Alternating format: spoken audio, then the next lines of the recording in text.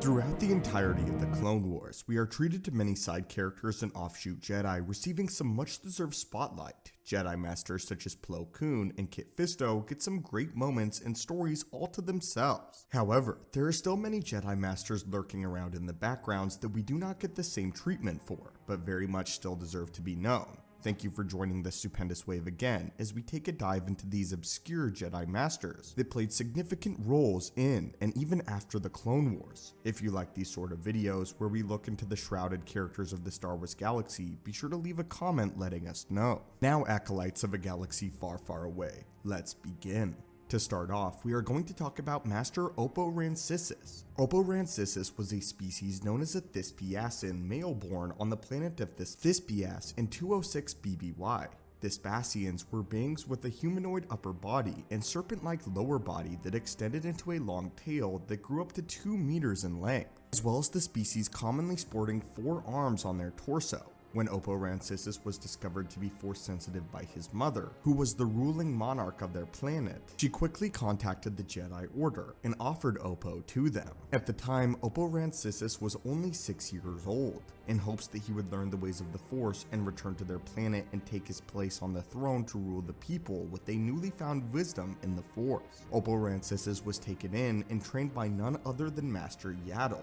Yaddle trained Rancisis in the Jedi arts, and he proved to be an adept wielder of the Force, as well as a worthy tactician, with a keen sense of military strategy. It has also been documented that Oborancisus received some sort of training from Grandmaster Yoda himself, though Rancisis was a rebellious student, sometimes disobeying Yoda's instructions. When Oppo was only 20 years old, his younger brother was killed by terrorists on his homeworld, which left the throne open. Oppo was then invited back in order to take his birthright and the throne for himself, but refused due to his devotion to the Jedi Order, a very controversial decision among his people. Rancisis was eventually made into a Jedi Knight, and later a Jedi Master, proving adept at the rare Jedi techniques of battle meditation and Malacia. Malacia allowed a user of the Force to turn an opponent's equilibrium against him or her, halting movement and causing dizziness, nausea, and more, though the effects were only temporary.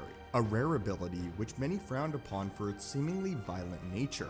Malacia was taught by Rancisis for many decades, and he recorded his notes on using the power in the Great Holocron. He also had a keen grasp of military tactics and was known for his elegant and complex strategies in battle, which helped the Republic to emerge in several conflicts victorious over his tenure, as he was considered one of the most astute tacticians in the Jedi Order. Rancisis became a Jedi General and one of the most important Jedi figures in the Grand Army of the Republic, using his battle meditation to subtly alter the will of Separatist forces to give the Republic and clones a distinct advantage in battle. Although he did not use his lightsaber often, Oborancisus was incredibly adept at a lightsaber duel and lightsaber combat in general, as well as unarmed combat. Due to his unique physiology, he would use his forearms and his tail in tandem with his lightsaber technique, which made him a force to be reckoned with. He was so powerful in combat, in fact, that the fallen Jedi Sora Bulk, who once helped Mace Windu pioneer Vapad, chose not to engage him in battle directly, but instead used subterfuge to take him down. Moving on to the next Jedi that we'll be discussing today in our Strangest Jedi list, we have Jedi Battle Master Sin Dralic. Sin Dralic was the Jedi Master in charge of teaching lightsaber combat at the Jedi Temple, and is responsible for the training of Jedi such as Anakin Skywalker, and well as his master Obi-Wan Kenobi. What makes Sin Dralic so notable is that he was one of the greatest lightsaber duelists of his time, second only to Yoda and Dooku. Described as patient, focused, and directed, and representing the tenets of the Jedi Order in their purest form. Sin Dralic had given himself over completely to the will of the Force. Despite his great reputation as a warrior, his humbleness of character was such that he dedicated his life to training countless Jedi Padawans in the art of lightsaber combat, leading by example and by instilling his students with a sense of the Order's values and beliefs, not simply ruling by the blade. Dralic's lightsaber instructor was none other than Master Yoda himself, and known for having outstanding talents as a duelist, Dralic became an incredibly skilled swordsman, gaining the rank of Battle Master of the Order. Dralic's skills were such that Dooku did not believe that General Grievous would stand a chance against him should they ever cross blades. Curiously, Dralic was a master of Form 6 Nine-Man. Nine-Man, also referred to as the Diplomat's form by most Jedi, was a form used mostly by consulars, Jedi that wanted to devote their skills elsewhere other than lightsaber combat, and overall, those who didn't often draw their blade.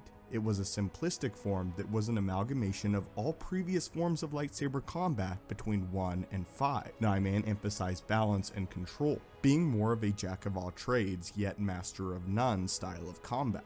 Dralic stated that if one were to want to master Form 6, they could expect to spend upwards of 10 years just figuring out all of its intricacies. Although it offered no substantial strengths nor weaknesses, in the hands of a master, it was just as deadly as any other form brought to its greatest degree. The only other master of Nine-Man that we are aware of is none other than Exar Kun himself, as well as later in the timeline, Darth Krayt. Dralic would meet his end at the hands of Darth Vader during Operation Nightfall and the storming of the Jedi Temple, although the Battle Master would put up a valiant and challenging fight by the waxing Sith Lord. He would be no match for the unbridled power of the Dark Chosen One. Now, the last Jedi Master that we will be covering today is the Jedi Librarian Jocasta Nu.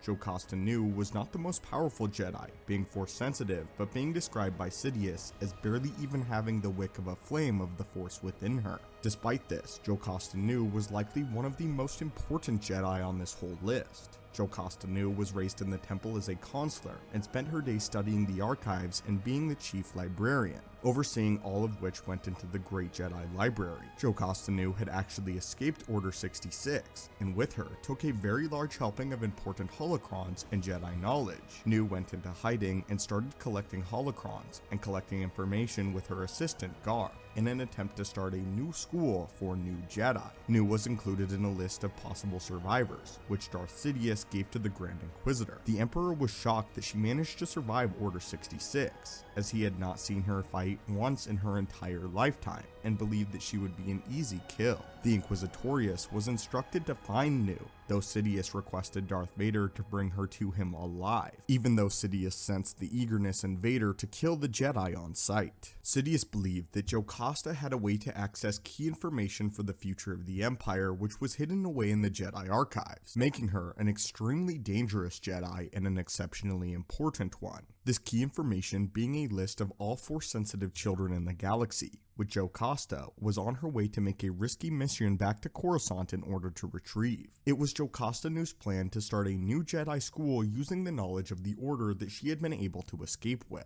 Ultimately, she was successful in sneaking into her archives and retrieving the memory crystal containing the list, but was halted by the Grand Inquisitor. After a brief lightsaber duel, one that she didn't win, the Inquisitor was stopped from killing her by Darth Vader directly. Jocasta used the Force to hurl books at the two of them during the confusion, and managed to run back into the archives, assembling a specific weapon in order to fight Vader. This weapon being the only one of its kind in all of Star Wars, the weapon being the lightsaber rifle. Once a lightsaber was properly loaded into an open slot on the top of the rifle, a lightsaber rifle could produce an overwhelmingly powerful and destructive beam of energy, pure Force energy. The weapon could fire at least 5 shots before the lightsaber being used as fuel melted beyond usage, at which point the empty rifle began to smoke. Even with this mighty weapon at her side, she was unable to stop Vader as she ran out of ammunition, and no longer had her own lightsaber to wield against him. Vader ended up retrieving the crystal and killed Jocasta Nu afterwards, despite his master's initial orders. Once he realized that the knowledge it contained and did not want any more rivals to his rule at Sidious's side, Vader saw that it was a list of all Force-sensitive children, so, fearing that Sidious would use this list to acquire new Sith apprentices, he ultimately destroyed it.